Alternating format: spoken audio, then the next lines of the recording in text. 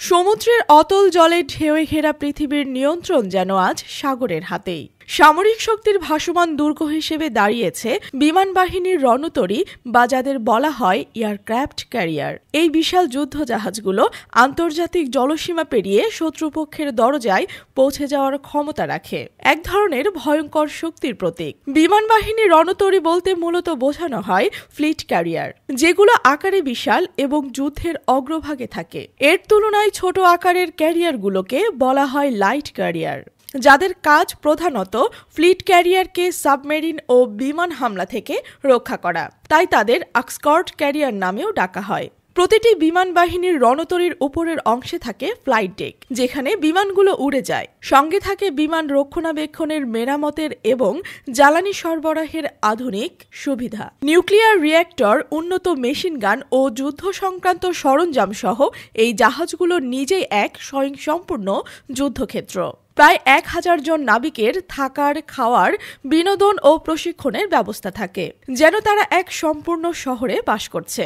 এমনকি কয়েকটি জাহাজে আছে বিখ্যাত কফি ব্র্যান্ড স্টারবাকসের শাখাও, যেখানে ঘুম ভেঙে চায়ের স্বাদ নিতে পারেন তারা। সাধারণত বিমান ঘাঁটির রানওয়ে প্রায় 10,000 ফুট লম্বা, কিন্তু এয়ারক্রাফট ক্যারিয়ারের রানওয়ে মাত্র 300 ফুটের মতো, যেখানে বিমান ওঠানামা করে। এ অসাধারণ কাজটি সম্পন্ন হয় ক্যাটাপুল্ট নামক যন্ত্রের মাধ্যমে। এগুলো ফাইটার জেটকে প্রচণ্ড গতিতে ছুড়ে দেয়, যেন ধনুক থেকে তীর ছুড়ে দেয়া হয়। মাত্র 2 সেকেন্ডে 20 টন ওজনের বিমান 265 কিলোমিটার প্রতি ঘন্টায় গতি পেয়ে উড়ে যায়। অবতরণের সময় গতি কমাতে হুক ব্যবহার করা হয়, যা ডেকের সঙ্গে বাঁধা থাকে। এই হুক এসে বিমান আটকে দেয়, দ্রুত থামিয়ে দেয়। এছাড়া প্লেন ল্যান্ড করার সময় শক্তিশালী তারের তৈরি হাইড্রোলিক অ্যারেস্টার দিয়ে বিমানকে বেঁধে রাখা হয়। অনেক এয়ারক্রাফট ক্যারিয়ারের রানওয়ের শেষ অংশ কিছুটা বাঁকানো থাকে, যাকে অ্যাঙ্গেল ডেক রানওয়ে বলা হয়। এটি ব্রিটিশ নৌবাহিনীর প্রাক্তন রেয়ার অ্যাডমিরাল ডেনিস ক্যাম্পবেল প্রথম আবিষ্কার করেন। এই বাঁকানো রানওয়ে থেকে বিমান দ্রুত অবতরণ করতে পারে, আর যদি কোনো কারণে অবতরণ ব্যর্থ হয় তবে বিমান আবার গতি বাড়িয়ে আকাশে ফিরে যেতে পারে। বিশ্বের 160টির বেশি দেশে নৌবাহিনী থাকলেও বিমান বাহিনীর রণতরীর মালিকানায় আছেন মাত্র 14টি দেশ।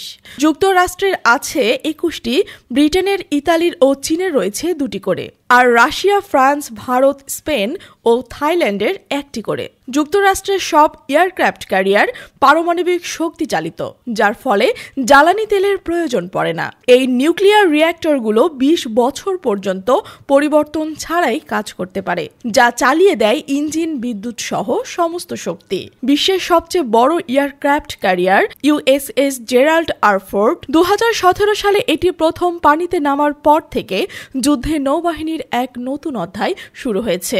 লম্বায় 1092 ফুট, ফ্লাইট ডেকের প্রশস্ততা 252 ফুট, উচ্চতা 250 ফুট আর ওজন 1 লক্ষ টন। এখানে 25 তলা বা অত্যধিক সুবিধা এবং 90টি বিমান ও হেলিকপ্টার বহন করা যায়। 5000 জনেরও বেশি ক্রু এই জাহাজটি পরিচালনা করেন। বিমান বাহিনীর রণতরীর ইতিহাস 100 বছরের বেশি পুরনো। 1911 সালে প্রথম এই ধরনের যুদ্ধ জাহাজ ব্যবহৃত হয়। 1914 সালের সেপ্টেম্বরে জাপানি রাজকীয় নৌবাহিনী জার্মান নৌবহরে বিমান বাহিনী রণতরী থেকে হামলা চালায়। তখনকার সময়ে জাহাজগুলো মালামাল ও কয়লা বহনকারী, যাদের মডিফাই করে বিমান ওঠানামার উপযোগী করা হতো।